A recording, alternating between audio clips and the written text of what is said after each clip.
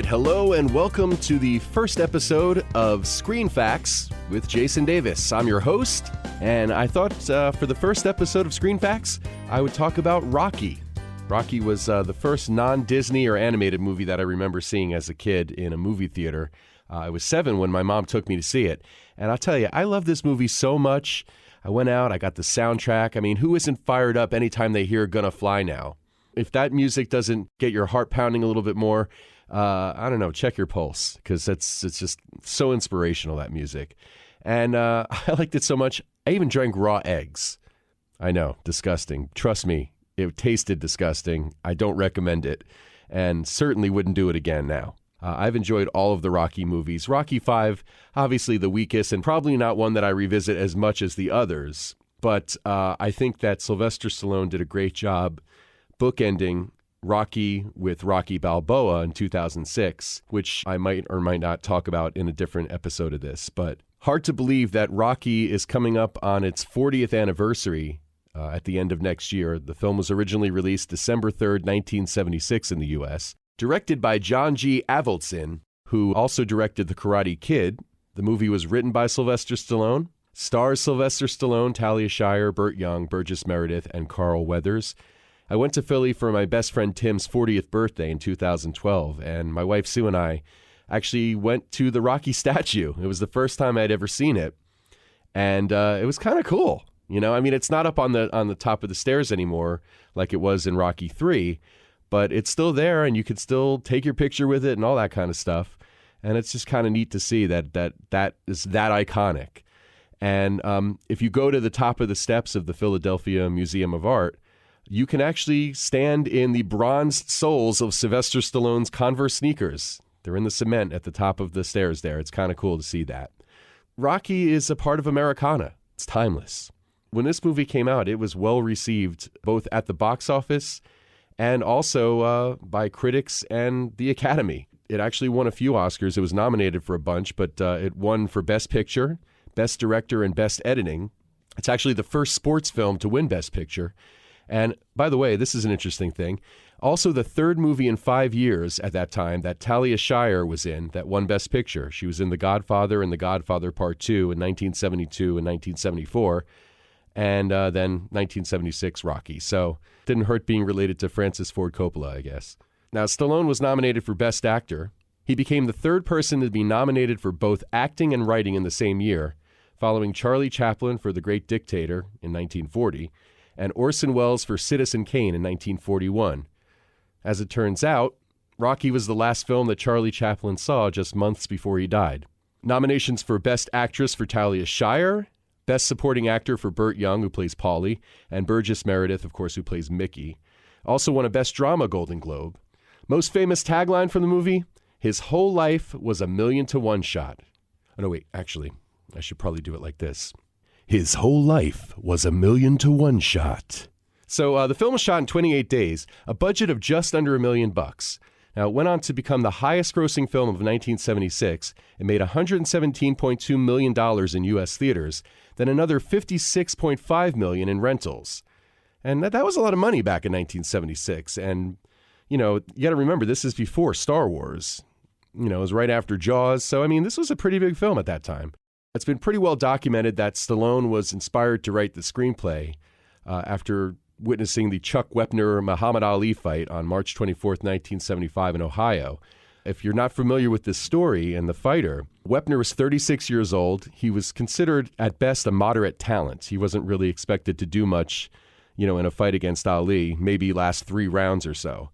The longer the fight lasted, the more amazed people were. In fact, Chuck Wepner knocked Ali down in the 9th round. Ali has always said that Wepner was standing on his foot when he fell, but who knows.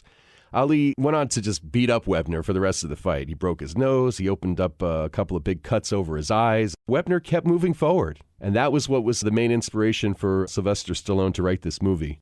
Sylvester Stallone wrote the first draft of the script in 3 days. Now, it went through a lot of rewrites, 9 sizable rewrites before it was purchased by the producers Irwin Winkler and Robert Chardoff. Originally, Sylvester Stallone's script was very dark. It depicted Mickey as a bitter old racist, and the film ended with Rocky throwing the fight after realizing that he didn't want to be part of the professional boxing world. Thank God. Thank God that wasn't what they went with for the final film, because that would have been terrible. After Winkler and Chardoff became interested in the script, they actually offered Sylvester Stallone at that time a lot of money, $350,000 for the rights to the script. He refused to sell unless they agreed to allow him to star in the film. Now, you want to talk about balls of steel and betting on yourself. At the time, Sylvester Stallone had only $106 in the bank, no car.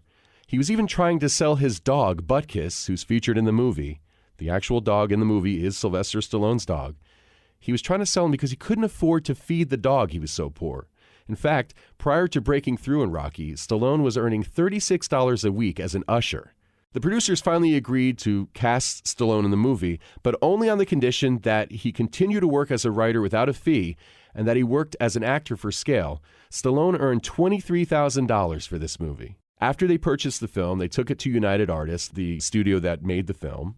They envisioned a budget of $2 million, but that was on the basis of having, an established star, a guy that could maybe bring people to the theaters. They were talking about Robert Redford playing Rocky, Ryan O'Neal, Burt Reynolds, James Caan. When the producers said that the only way they can get Stallone to sell the screenplay was if they cast him, United Artists cut the budget to $1 million. And then they said to Chardoff and Winkler, hey, you're going to sign these agreements that if the film goes over budget, you're going to be personally liable. You're going to have to pay for that. What ended up happening was the final cost of the film was like $1.1 million to make. Chardoff and Winkler mortgaged their homes to complete the project.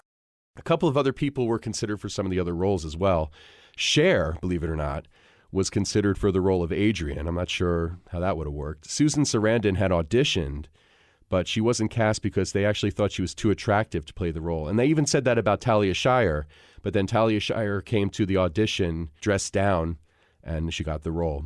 And Bette Midler had said in an interview in 1980 that her manager at the time turned down the role thinking that, it's a good little movie, but not really right for her.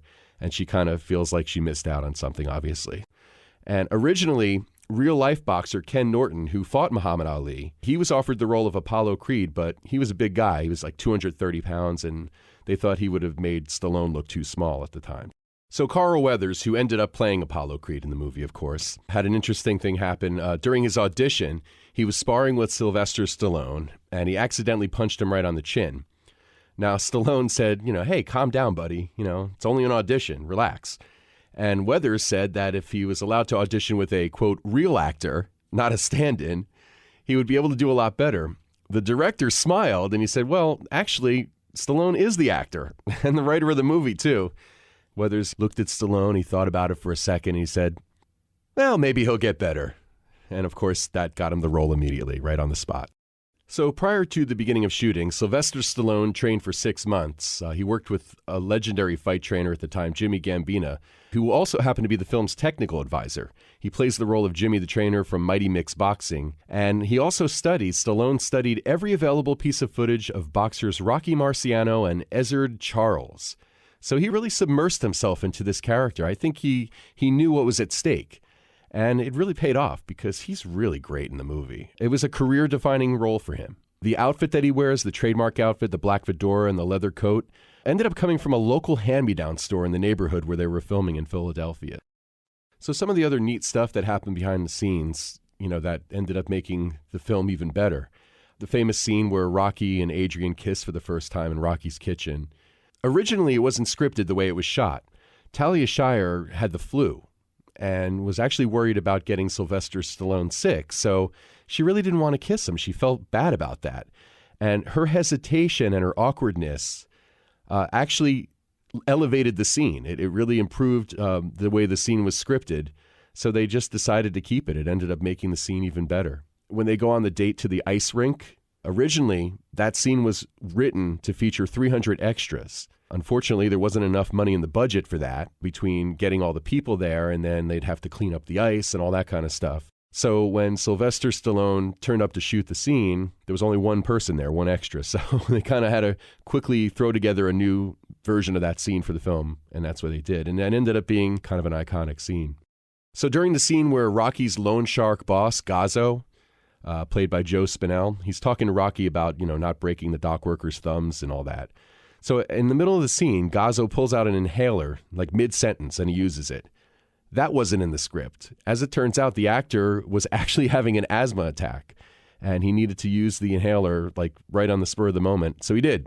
And the director thought it kind of brought a cool authenticity to the scene, so he left it in. There were also a couple of interesting prop mishaps during the production. There's a poster above the ring before Rocky fights Apollo. And on the poster, Rocky's wearing red shorts with a white stripe, when in the actual fight, he's wearing white shorts with a red stripe. This was an actual mistake. The props department ordered the wrong colors for the poster, and they couldn't afford to fix it. So, again, Sylvester Stallone came up with the idea for the scene where Rocky points it out to the promoter, and the promoter says to him, "Does it really matter?" And it became kind of a cool little scene. The comment about Rocky's robe being too baggy, again, same thing. The robe came to the set, it was too baggy for Stallone, but rather than spend the money on getting a better robe, or rather than hope people wouldn't notice that it was really baggy, Rocky just kind of points it out. Talk about making lemonade from lemons, right?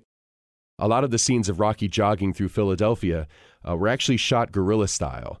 No permits, no equipment, no extras. The famous shot of Rocky jogging through the food market. One of the shopkeepers throws him an orange, completely improvised. The guy had no idea what was going on, that he was going to be in a movie. And none of the onlookers watching this guy running down the street had any idea what was happening either. Why is this guy running down the street? And why is there a guy hanging out of a van filming him? Who knows? Turns out it was for the best picture of 1976. And there were two scenes where Rocky runs up the infamous stairs of the museum. The first scene where he's running and he gets the cramp and he can't do it and he stops.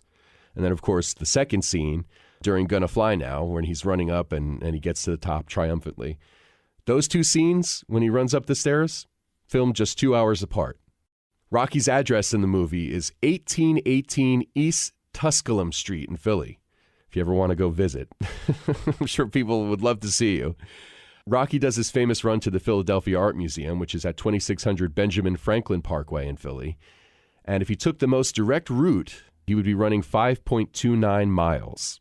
I know this is all information that you're going to lose sleep if you don't know, so that's what I'm telling you. And also, Sylvester Stallone, he actually quit smoking cigarettes during the filming of the movie because he kept getting out of breath. Another great thing that came out of Rocky, healthier lungs for Stallone. The famous scene of Rocky punching the slabs of beef in the meat locker. A couple of cool things about that scene. Number one, Stallone punched the meat so hard for so long, he actually flattened out his knuckles. To this day, when he makes a fist, his knuckles are all level. So remember the scene when Rocky is being interviewed in the meat house by the local newswoman?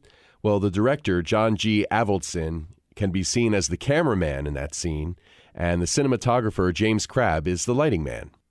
There's a pivotal scene also in the movie where Sylvester Stallone is kind of starting to get a little nervous about the fight. It's the night before the fight. He's laying in bed and he's talking to Adrian and expressing his fears about getting into the ring. That scene, believe it or not, was not even supposed to be in the movie. Stallone insisted that it be in there. He thought that really elevated the emotional aspect of what he was going through.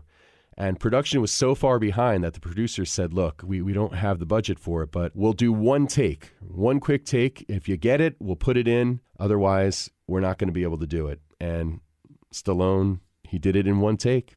A couple of family members with cameos in the movie, too. Sylvester Stallone's father has a cameo playing the man who rings the opening bell of the Creed Balboa fight. And Stallone's younger brother, Frank, also has a cameo. He plays the lead singer of the band that sings the song Take You Back around the garbage can earlier in the movie. Stallone and Carl Weathers rehearsed the fight choreography for over 35 hours. They wanted to make the fight look more authentic and less staged than a lot of the other boxing movies that had come out around that time. Sylvester Stallone and Carl Weathers actually really got injured, too, when they were shooting the final fight. It's kind of interesting, too. Stallone actually suffered bruised ribs, Carl Weathers a damaged nose, the opposite injuries of what their characters had in the film. And this is the only Rocky film, by the way, where parts of the fight scenes are not in slow motion. That's kind of an interesting thing that, if you're not really paying attention, you'll miss. And a lot of the arena seats for the fight scenes were empty, because they really couldn't drum up interest from extras to come and fill those seats because this was like an unknown movie. It wasn't anything.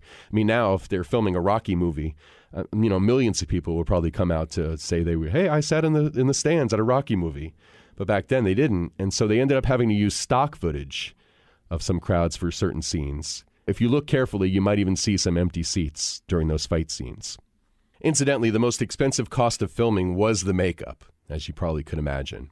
A lot of really cool stuff about a great movie, a great series of movies, I think. I might talk about some of the other Rocky movies, down the road, but there's so many great movies that I want to talk about on this podcast. So I'm hoping to have some guests with me in the future too. It all depends on people's schedules. I have some good friends that are big fans of movies the way I am, and I'd like to, involve them in this too, because I think it'd be a lot of fun. So, hey, if you have any thoughts or screen facts of your own about Rocky, please let me know. Email me at screenfacts@yahoo.com. I'd love to hear from you, and I'll definitely try to read people's emails in future podcasts. And please visit my website when you're online, jasondavisvoice.com. So thanks for downloading and listening. I really appreciate it.